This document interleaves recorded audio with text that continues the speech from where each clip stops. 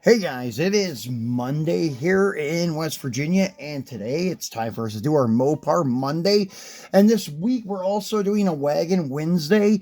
I don't know if you've seen the short I did already on the Ecto 1 from YS Models. We're going to be unboxing it officially on Wednesday, and I've already done a wheel swap on it because it needed it. And then we also have another lowrider wagon too to show you guys. So be sure to turn on your notification bell so you know when we do these videos. It's not really a spontaneous one because we do Wagon Wednesday not every week, but maybe once a month or something like that. But anyways, today we're taking a look at some older releases from Greenlight. I think one of them is from 2025. Well, it would have been a 2024, but I think it just came out this year. We'll do it first. That is the 1964 to 2024 60th anniversary of the Hemi. But what they don't point out, that's not the 60th anniversary of the Hemi. Mopar had Hemis way before 1964. I think their first one was in the early 50s. They had the 392. If you notice, a lot of modern Mopars emphasize on that 392 Hemi. Well, that had nothing to do with the 426. Those were the old school Hemis that came in like the 1950s. DeSotos and Dodge Lancers and things like that. They were very popular engines to build for drag racing and stuff back in the early 60s, pre 426 Hemi. And the way to tell those apart when you see them is the old Hemis have the distributor in the back, and the 426 has the distributor in the front. But you can get relocation kits for distributors. Even on a big block Chevy, you can get the distributor kit that will move the distributor from the back of the engine to the front of the engine. So you can buy kits even for the Hemi to do that. But in most cases, you can tell an early Hemi because of the distributor being in the back. There's probably some other key things and such, probably even the size of the valve covers and stuff may be slightly bigger on the 426, although the old ones were pretty big too. But anyways, I just wanted to point that out, that Hemi started before 1964. This is just for the 426 Hemi. The 426 Hemi is the one that set many like records in stock, eliminator, super stock, and all that stuff for manufactured engine. The old school Hemi, however, was always built up before it started making a tremendous amount of power. But the 426 could be naturally aspirated and make a ton of power. I guess the old ones could too, but most of them were forced induction. They had power adders like root style superchargers and things like that. But anyways, this beautiful car we have in front of us today is a 1967 Dodge Coronet RT Hemi, and 67 was the first year for the RT option. And this color on this car is very nice. And these cars look good with these Magnum style 500 wheels, red line tires and such. And on the back, it'll give you a little story to see how accurate the Greenlight is. So with a history steeped in racing, the Hemi engine celebrates its 60th anniversary. Chrysler first unleashed the Hemi engine in 1964, and that's not true. To power Dodge and Plymouth cars and NASCAR's Grand National Series, that's true. But the Hemi engine was a huge success, with more cars carrying this engine crossing the finish line first. After a racer claimed 8 victories by a large margin, racing fans called foul on the Hemi, fitting NASCAR engine restrictions. The Hemi was banned from the 1965 season, but carried its legacy through drag races until it was discontinued in 1971.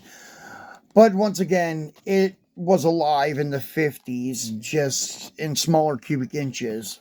So anyways, let's get this out. I'm surprised they didn't even mention the 426, because 64 was the first year for the 426 Hemi, but not for the Hemi itself. So anyways, here is this car, and this thing is beautiful.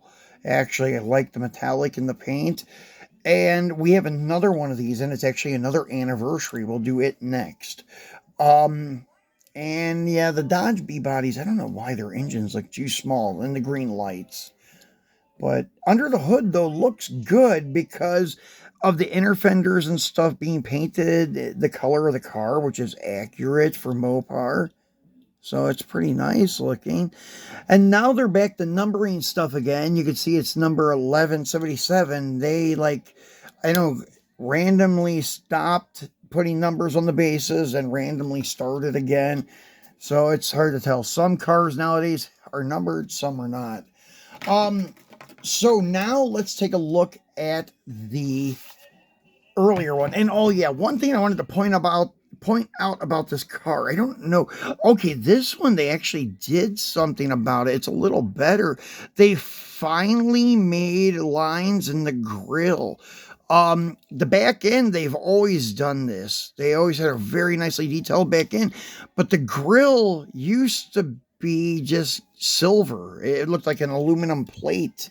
Hopefully this one here, I don't think is, this one's going to make a liar out of me. But this one also has some of the ridges in it. My green one doesn't.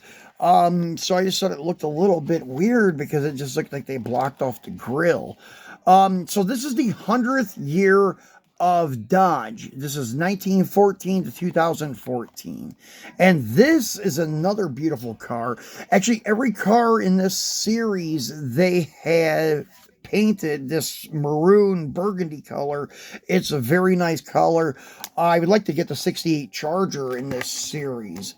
Now on the back, we got a little story here. The Dodge brand's 100-year history began in 1914 when John and Horace Dodge began development of their first automobile, the Model 30 touring car. Over 45,000 of the Dodge Brothers cars were sold in its first year of production, thus setting a record for the most first model automobiles ever produced. By 1936, 3 million Dodge vehicles had rolled off the assembly line.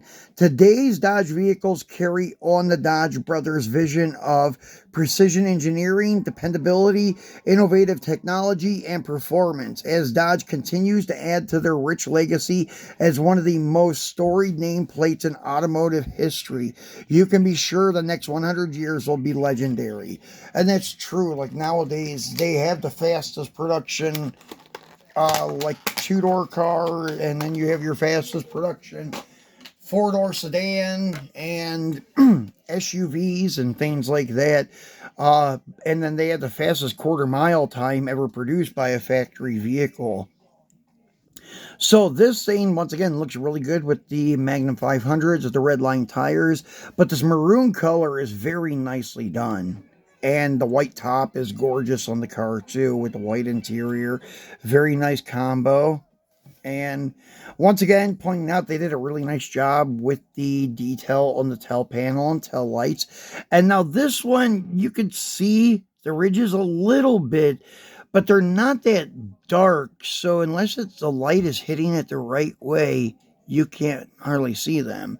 It would have been nice if they would have went over it with like a black, how they did on the tail panel. That would have been very nice.